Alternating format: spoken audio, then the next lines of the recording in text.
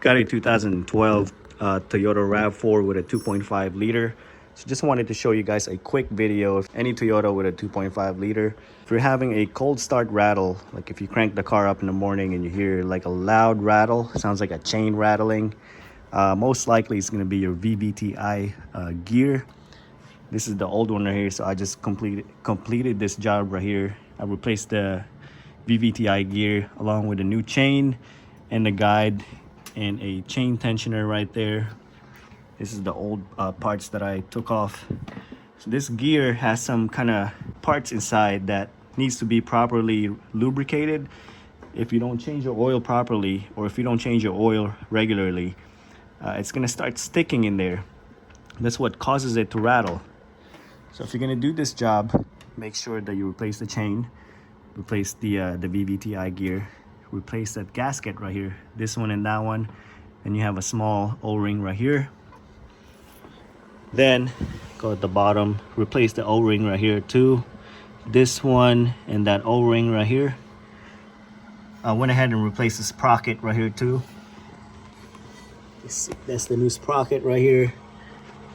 Went ahead and replaced the chain tensioner right here, and these two guides, they are brand new. So just wanted to make this quick video.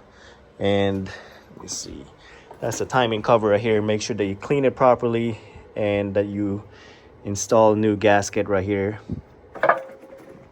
Also, I forgot, make sure that you replace this this chain guide right here as well. This one is very common for it to break off, and what happens, it slaps your valve cover right here. Let me see if I could show it to you guys.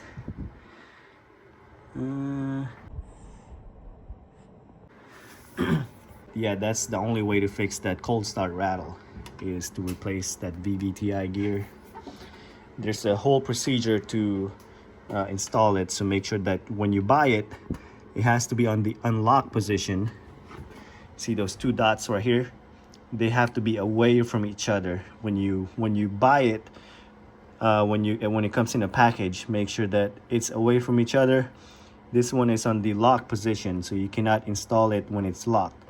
It has to be in the unlock position. Install it, torque that bolt to the right spec, then you can rotate it and lock it in place. That's how you do this job. Just wanted to make this quick video, and that's it, guys. I hope this video helped you guys out.